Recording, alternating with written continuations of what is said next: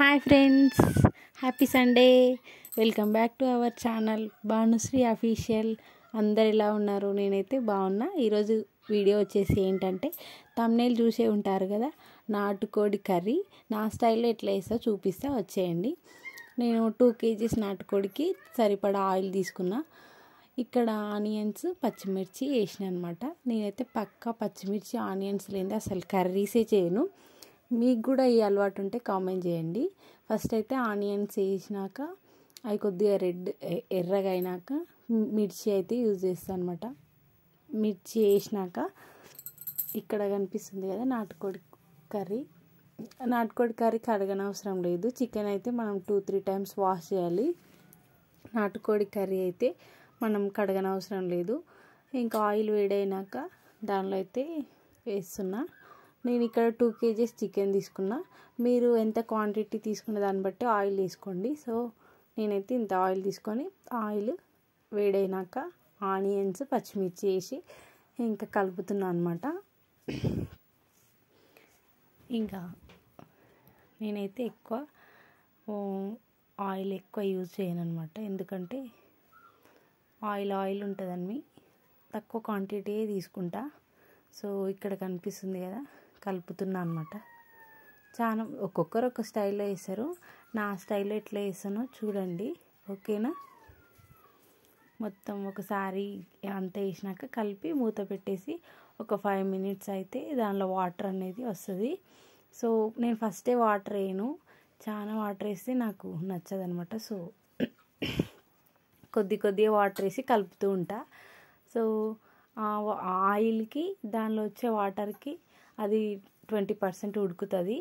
So 5 minutes కోసారి మూత తెరిచి కలుపుతూ ఉంటా. నేను ఎక్కువ కర్రీస్ చేస్తే కలపడమే ఉంటుంది.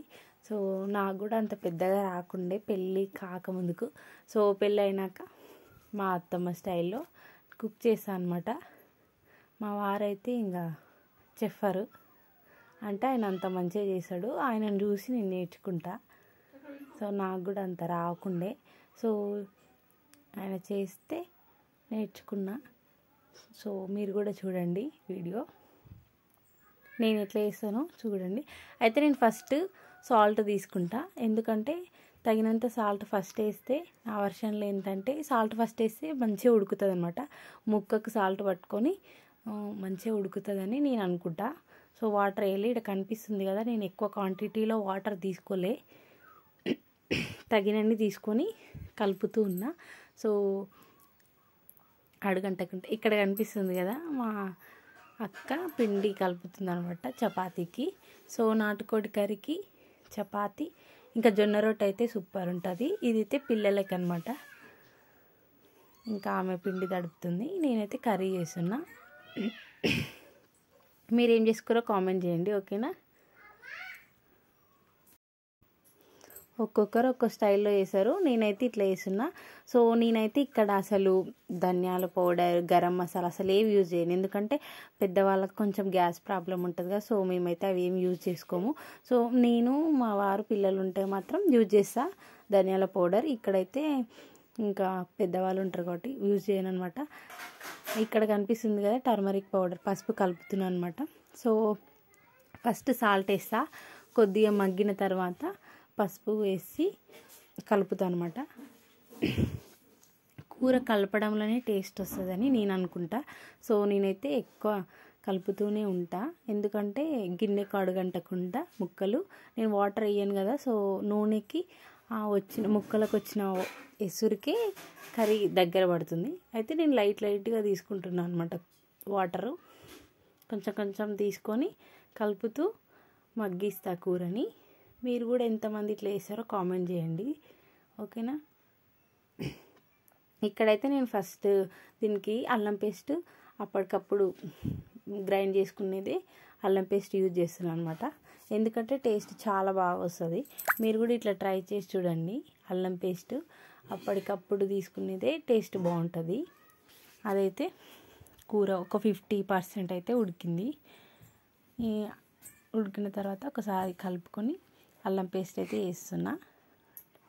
2 tablespoon అయితే వేసిన, కూరకు సరిపడంత వేసిన.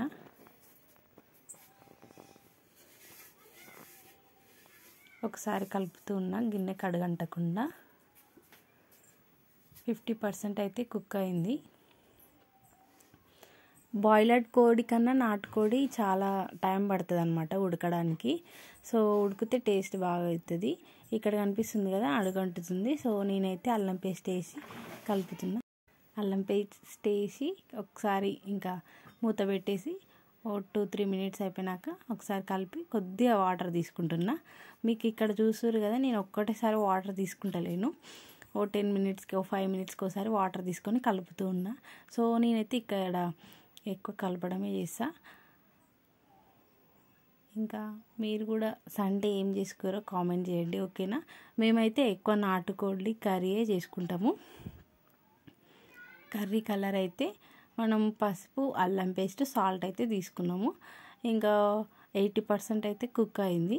ఇంక ఇప్పుడు ఏముంది, జస్ట్ కారం ఒకటి వేస్తే అయిపోతుంది. ఇక్కడ కనిపిస్తుంది నేనైతే కొత్తిమీర లేని అసలు కర్రీయే చేయను. ఫ్రెష్ కొత్తిమీర తీసుకున్నా, ఇక్కడ కట్ చేసి పక్కన పెట్టేసుకున్నా. మీరు కూడా ఇట్లా వేసుకుంటారో కామెంట్ చేయండి, ఓకేనా.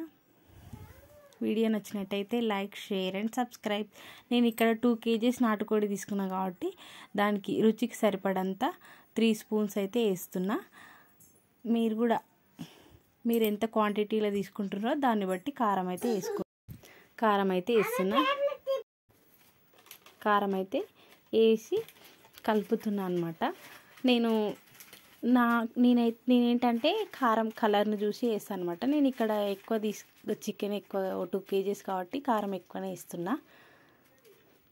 కొంచెం తక్కువ వేసి స్మెల్ వస్తుందని నేను అనుకుంటా. సో మేము రాయలసీమ స్టైల్ కదా, కారం ఎక్కువనే తింటాము. ఈ కారం కూడా మాది అంటే చేన్లో హోమ్ మేడ్ది అనమాట, మా పొలంలో పండించినదే. సో మాకు తెలుసు కదా కారం ఎట్లుండేది, అందుకే మేము రుచికి సరిపడా వేస్తా.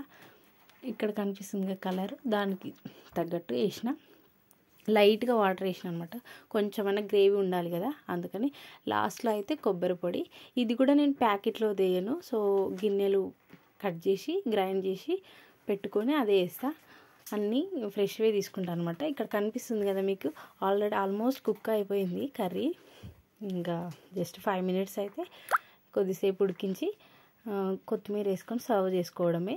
సో నా వీడియో నచ్చినట్టయితే లైక్, షేర్ అండ్ సబ్స్క్రైబ్. మీరు కూడా ఇట్లా ట్రై చేసి చూడండి, టేస్ట్ అయితే సూపర్ ఉంటుంది.